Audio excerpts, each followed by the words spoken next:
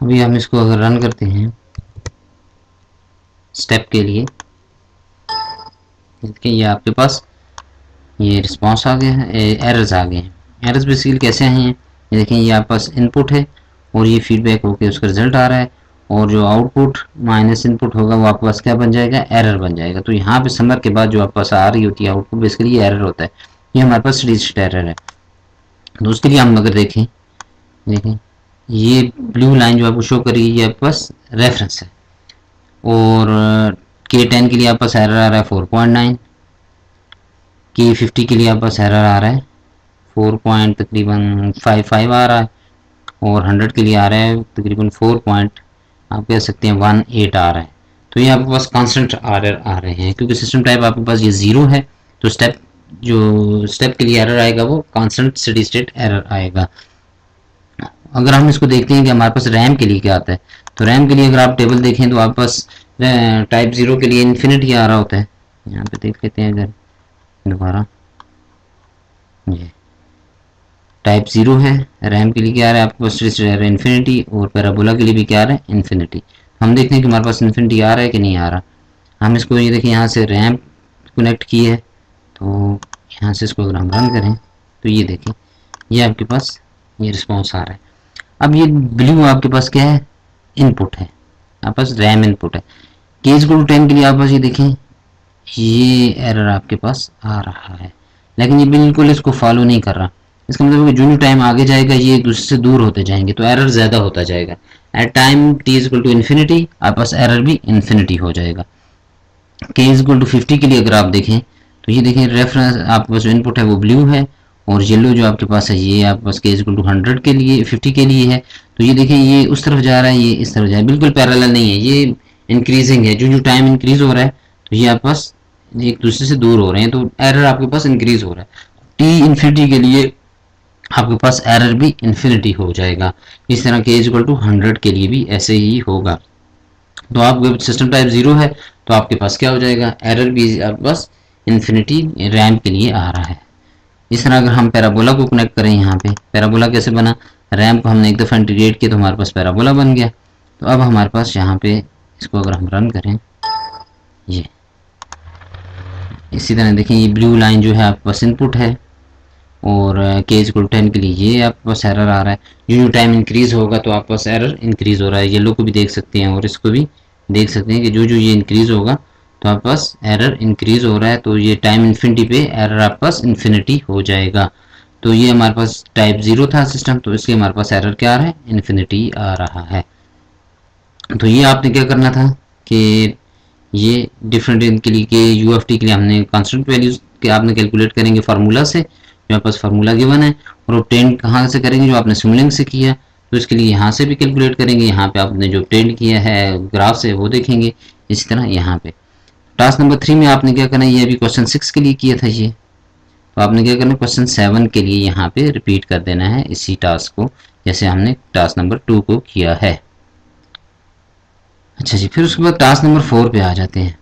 आपके पास ये सिस्टम है, तो आपने क्या करना है यहाँ पे, students will study the unit positive feedback system. अब आपने पॉजिटिव फीडबैक सिस्टम देखना है for following system and will write their observation about steady state error for step in for input. आप बस यू ऑफ टी होगा फिर minus you of T होगा।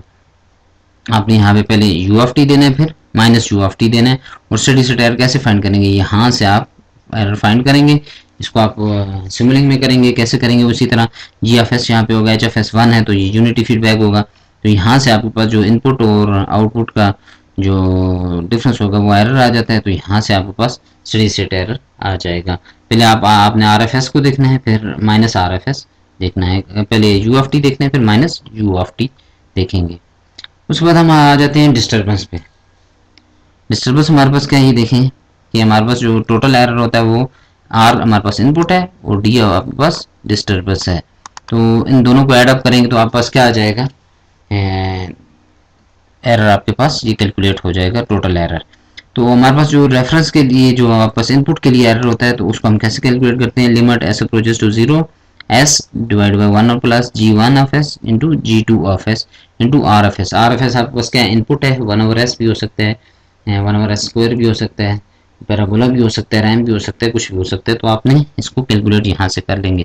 तो आपने कैलकुलेट कैसे करना है, इस फार्मूला को यूज़ करना है आपने डिस्टर्बेंस के लिए, इस फार्मूला को minus limit S approaches to zero s G two of s divide one plus G two, ये D of s. D of s आपके पास बेसिकली इनपुट है, डिस्टर्बेंस इनपुट है। डिस्टर्बेंस आपके पास स्टेप भी हो सकती है, रैम भी हो सकती है, कुछ भी हो सकती है। तो आपने ये चीज़ें फाइंड करनी है। तो अब आप नीचे टास्क पे आ जाते हैं। ये आपको टास्क गिवन है कि G1 आपके पास ये है 5 है, G2 आपके पास 7 ओवर एस प्लस 2 है। तो आपने क्या करना है कि आपने plot the system output steady state error for the reference input hour of you 3 you of T. आपने इनपुट को 3 यू ऑफ टी रखना है और डी ऑफ टी को उस वक्त 0 रखना है। यहाँ पे 0 रखेंगे, इसका मतलब यहाँ पे कुछ नहीं है, यहाँ पे डायरेक्ट इसको कनेक्ट कर देना है। देख लेते हैं, अगर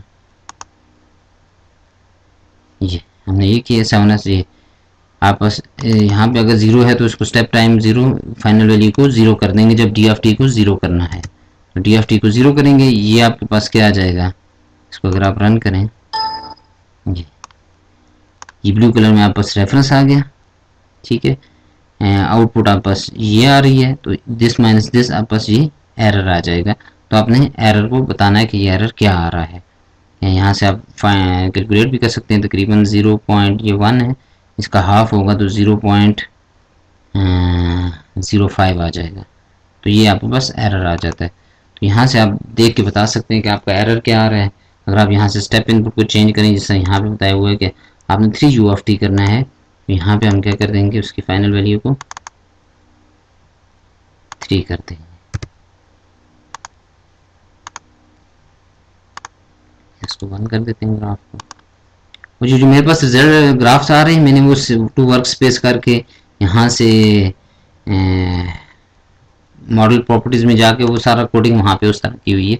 तो आपने भी इसी तरह कर लें तो देखें इजीली आपके पास अच्छे ग्राफ भी आ रहे हैं। देखिए अब मेरे पास रेफरेंस 1 के बजाय 3 चला गया, तो एरर भी मेरे पास थोड़ा सा इंक्रीज़ हो गया। तो आपने ये चीज़ें देखनी है कि कैसे हो सकती हैं, ईजिली हो जाएंगी, आपके पास ग्राफ भी आ जाएंगे। ये देखें ग्राफ भी प्यारा सा आ रहा है, आपके पास रेफरेंस भी आ रहा है, आउटपुट भी आ रहा है और एरर भी आ रहा है।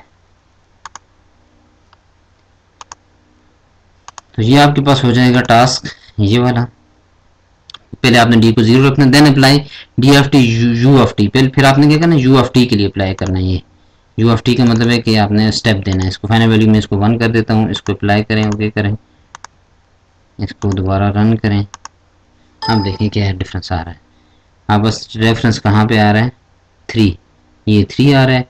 आउटपुट आपके पास क्या आ रही है, बिल्कुल उसको फॉलो कर रही है, और एरर क्या आ रहा है, 0 आ रहा है। तो हमने देखा है डिस्टर्बेंस की वजह से भी इफेक्ट पड़ रहा है। अगर हम मैंने माइनस यू ऑफ टी करना है, माइनस यू ऑफ टी क्या है, कैसे करेंगे, तो यहाँ पे आप इसको माइनस कर देंगे, इसकी वैल्यू को, फाइनल वैल्यू को -1 कर देंगे। देखिए चेंज हो गया है ग्राफ। अब यहाँ पे देखें आपके पास ये 3 है, आपके पास आउटपुट ये आ रहा है और एरर इस तरह आ रहा है। तो इन डिस्टर्बेंस आपके पास अगर डिफरेंट होगी तो आपके पास डिस्टेंस का रिस्पॉन्स डिफरेंट होगा। यहाँ से हम कैलकुलेट भी कर सकते हैं, 3.5 आ रहा है। अगर आप इसको 1 कर दें,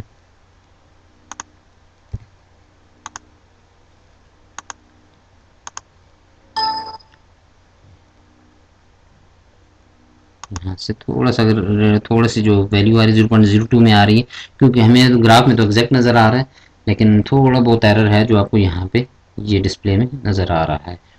तो ये आपके क्या हो जाएगा, टास्क नंबर 5 भी इसी तरह हो जाएगा। फिर आपने क्या करना है, टास्क नंबर 6 आपने करना है। तो आपने क्या करना है, G1 वही है, G2 वही है। आपने स्टेडी स्टेट एरर फाइंड करना है, जब जस्ट इनपुट्स चेंज करनी है और डिस्टर्बेंस चेंज करनी है। जैसा अभी मैं चेंज कर रहा था, आपने उसी तरह ही चेंज करनी है और आपने कैलकुलेट करना है। कैलकुलेट कैसे करेंगे, आपको फार्मूला गिवन है ऊपर ये, और ऑब्जर्व कैसे करेंगे, जो आप यहाँ से भी जैसे ग्राफ से ऑब्जर्व किए वैसे ऑब्जर्व करेंगे, तो आपके पास ये सिस्टम टास्क नंबर 6 भी इजीली हो जाएगा। तो ये लैब नंबर आपकी 10 हो जाएगी। तो लैब नंबर 10 जो है, अब अगर आप थोड़ा सा इसको पढ़ेंगे तो ज़्यादा आसानी से आप कर सकते हैं। थोड़ा कोर्स को देखें, टेबल को देख तो आप इजीली कर लेंगे इसको।